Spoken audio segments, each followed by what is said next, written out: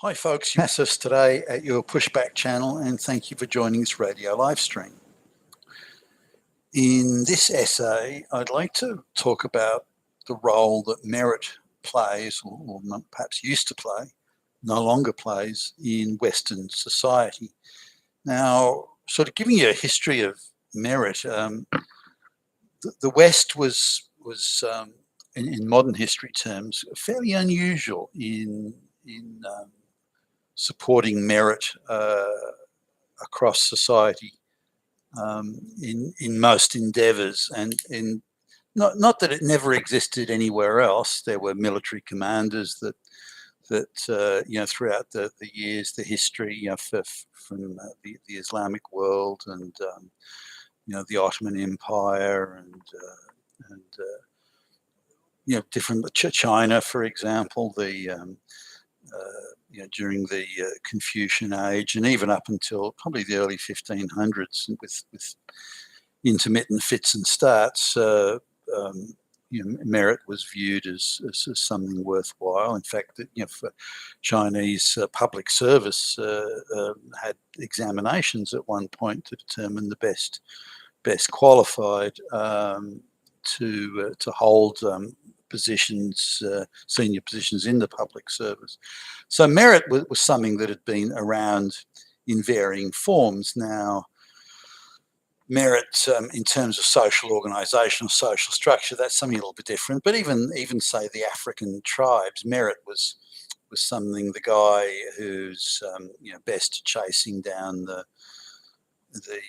buffaloes and throwing spears at them and bringing back the dinner for the tribe is going to be appreciated on the basis of merit. You wouldn't pick the guy that can't walk around the block or couldn't hit the side of a barn with a spear. You'd pick someone who's particularly competent and capable, and the existence and survival of the tribe makes depend on those hunting skills. So the most proficient hunters, whether that be for running or spear throwing, whatever, be picked. So merit was patchy, and it was there's merit in one aspect of existence, but not in another. So in the West, merit on the basis of technological pursuits and the like was probably the only area where it was considered highly, and again broadly across the population in many fields of endeavour. That wasn't always that way, but the West was particularly it was noticeable in the West. And when the Age of Reason came and the Renaissance and all that sort of thing, it became more noticeable until it became the standard way things were done. That's just how things were. And you saw it in say the mass mobilization of people into the armed forces and into industry during World War I and World War II.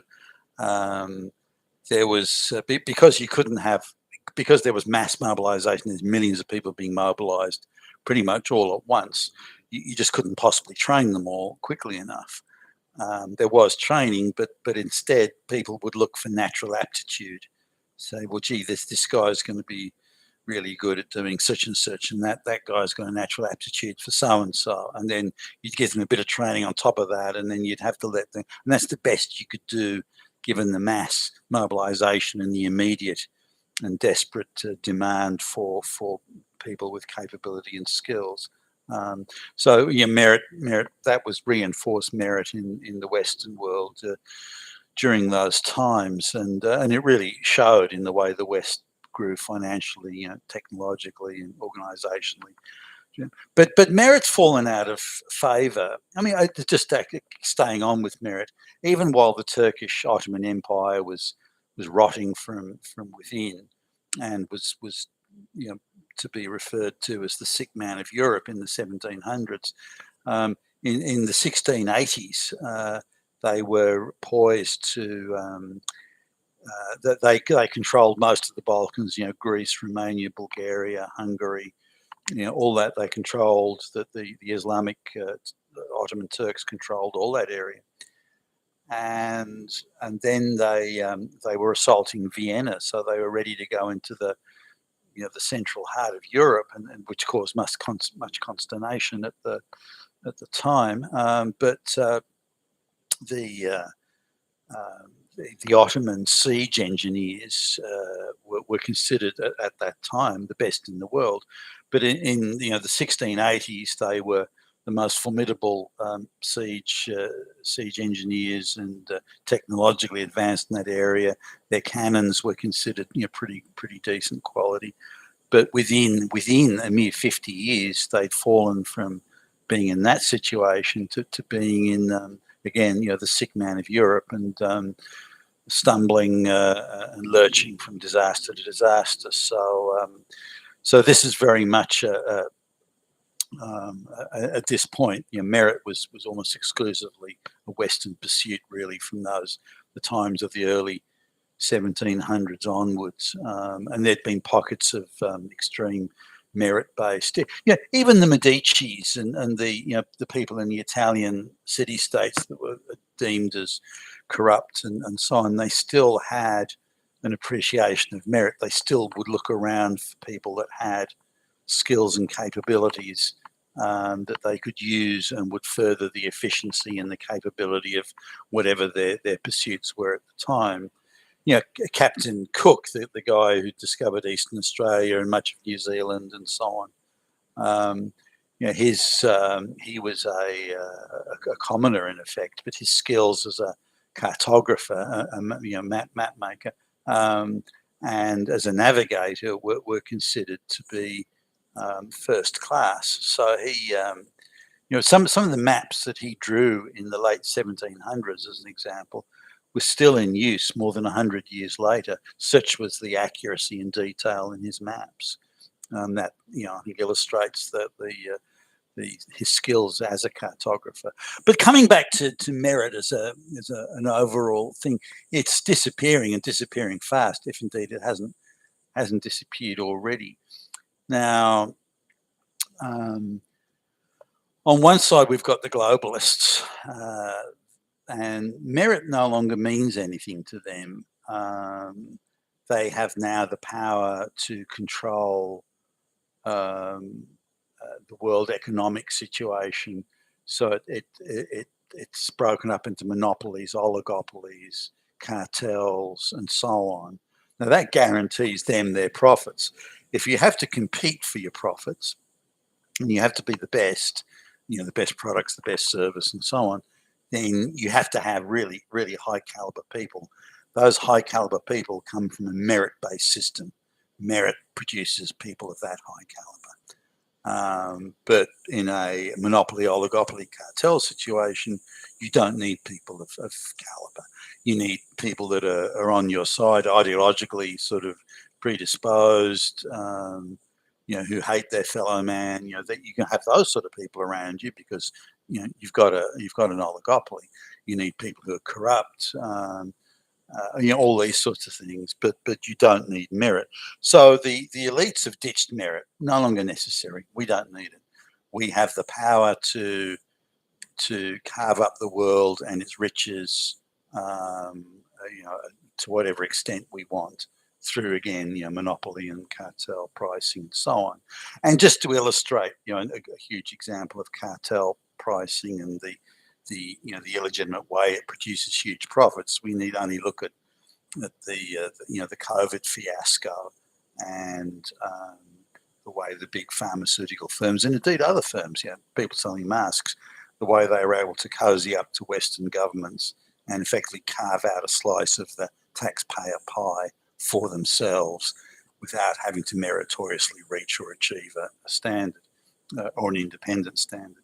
So that's, I think, where things are going. The taxpayer trough. Well, not where they're going. They are there now. We don't have to wait for it.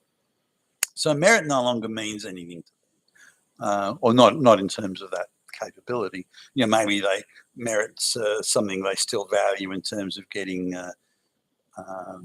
social media goons to denigrate and besmirch the reputations of any who question them, or maybe hitmen to kill off people that are being inconvenient or difficult or something. Maybe merit's still there, but not in the organisational, technical, and commercial sense that it was.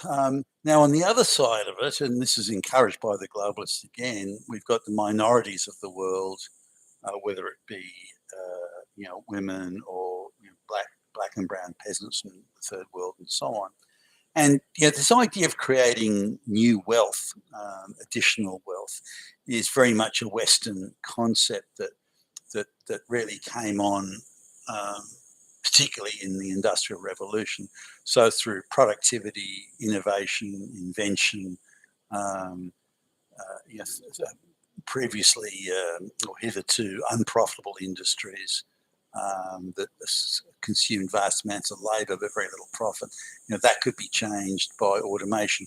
Things from the beginning like the spinning jenny, the steam engine, and so on. These were huge pumps and so on. These were huge advances in technology that completely changed the landscape. Previously, if you wanted to make a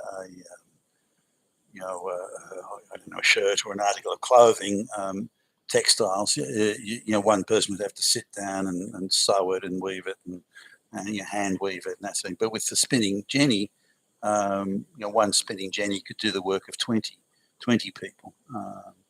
And given it was a fixed cost, that is, you bought the equipment and you put it in, then you didn't have that recurring labour overhead. So it totally changed the economics of textiles. So getting cotton, raw cotton from wherever, and then spinning it into fabric, and then into articles of clothing and so on. Then that was a complete change. So the economics or the merit of invention, innovation, creating new wealth, which then brought in more consumers, because the price for more consumers came in, and then those consumers could have access to products they didn't have previously.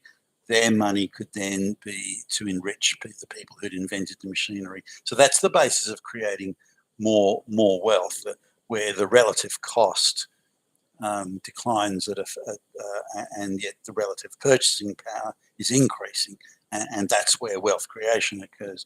Now, this is something that really only merit-based people understand, and outside of the West, it wasn't understood at all. Even today, I talk to people that, in theory, are quite sophisticated from, say, India or Africa or wherever, and it's something I noticed when I first started traveling on business, which intrigued me. Once you go to a third world country, or once you go away from the West, it doesn't have to be third world. It could be somewhere like Russia or somewhere like that. The concept of new wealth isn't something they understand. The wealth creation, they just don't get it. As far as they're concerned, the whole world is made up of a fixed amount of wealth, and the only way you can get more of it is if you steal it or somehow cheat it or whatever from someone else. And therefore, your skill isn't hard working, or isn't, it's your ability to just deceive someone else. As one Arabic guy put it, the secret or the source to wealth, as he perceived it, was to convince someone they'd got half the pie when really they'd only got a quarter of the pie. So his ability to deceive other people was, as he got it, as he saw it, was the only source to wealth. The idea of creating new wealth, he sort of just stared blankly back at you, had no idea what you were talking about. Now, whilst this guy's very duplicitous and a cheat and an asshole, he had this cunning, rat cunning duplicity about him, but he knew, I think, that he wasn't smart enough to innovate or invent or do anything worthwhile. Therefore, the only way he was going to make money was to do that. And again, talking to quite sophisticated Indians and Africans and even East Europeans after the Berlin Wall came down and the Soviet Union collapsed, they had no comprehension of it at all. Even today, even Russians that have arrived as immigrants to Australia recently, they've got no concept of new wealth creation. They still have this view there's a fixed amount of wealth. And so these third world people view the West. Well, the only reason the West is rich, because there's only a fixed amount of wealth in the world, remember, the only reason the West is rich because they stole it from us. That's the only is the only reason they're rich. Did they create more wealth through invention and innovation and the spinning jenny, steam engine, and internet, computers? No, no, no, no, no. There's only a fixed amount. They've got more because they stole it. Now that's something that the United Nations agitators and stirrers and globalists, they encourage and reinforce that attitude amongst the third world people. You go to the West, you go to the West and you take back what's yours. They stole it from you. That's why they've got so much. And these simple, peasants, some of them not that simple, by the way, is again, some people from India who I would have thought would have been quite sophisticated. They fancy themselves as being at the very apex of international sophistication, yet they've got no concept of wealth creation. It's a stunning thing. But it's a Western concept, and it's a merit concept that very few get. Most women in the West don't understand it. So this brings us to the equity thing. Women that certainly that I've spoken, probably more of the feminist agitators, but others as well. They say, well, the only reason we're not managing directors of the bank is because a man illegitimately got the job. So he didn't get a job because he did work harder at school or better, or he's I don't know. There's no merit in this. He just got it because of the patriarchy. Patriarchy, that's what he got it. And if the patriarchy wasn't there, then black lesbians would have these jobs. Now the absurdity of that isn't something they comprehend, because there's a fixed amount of jobs, and men are just white supremacist, evil, Hitler, Nazi, fascist. They're just giving it to themselves, rewarding themselves these jobs. That does happen, by the way, but that side of it isn't widespread. So the only way to fairness, and it's a very childlike mentality, the only way to fairness is we allocate everything out equally, just like children would. So if you've got 3 children, 3 bars of candy, each child gets a bar of chocolate each. That's equity. That's fair. It's reasonable. But they have no concept of working for something and achieving an independent standard. So whilst on one side they say patriarchy is holding them back, as soon as you talk about merit, well, that guy came first in his class, first in the form at school. He then came first in the year in university, and he then, he's got a history of independently assessed high achievement. That's why he's got that job. Oh, well, that's merit is wrong as well, because it favours the most capable. So we have a situation in terms of looking at outcomes, equity outcomes, which the minorities, the third world, and women in the West, and particularly younger women now, are very much encouraged to think this way. That the only way to equity is to equally allocate everything that's in society. So all the wealth, all the benefits, all the goodies, all the to distribute it on the basis of ideological, moral equity outcomes, and that's fairness. Now, when you try and explain that, look, when the most capable people get to the top, they create the most wealth, the most invention, the most innovation. They create the most wealth in which we all can share. They're the ones who are going to start businesses and employ people and that sort of thing. So we want to support those people because we'll all end up being richer and better off in the end. No, say the equity people.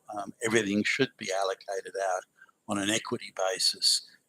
And if somebody is more capable, then they should produce more that other people can take and have for themselves. So the patriarchy holds women back, but merit is an expression of the patriarchy. So what is holding women back exactly? Well, facts and reality hold women back. So if we get rid of facts and reality, then we can have equity. And when we have equity, everything will be fine. Now, because of this, no one is in support of merit anymore. The only people who support merit are straight white males, hardworking, industrious, above average IQ straight white males, they still support merit, but they're as a group, they're the main target of the globalist attacks. You know, every globalist institution, be it in the media or anywhere else, are a full-on attack on straight white males. They're the last holdout against the globalization project, and they've got to be crushed and killed off, as the globalists see it, before they can fully consummate their control over the Western world. But we need to understand that merit no longer has any supporters, and if you want to kill off the globalists and kill off all these idiot people that are destroying the West, all you have to do is reinstitute merit as the deciding factor. That's all you have to do. Independent merit, and that's it. Then the whole thing comes crashing down. The globalists are well and truly fucked, and these pathetic parasite feminists, they're fucked along with them. You've been a Tacitus today at your Pushback channel, and thank you for listening.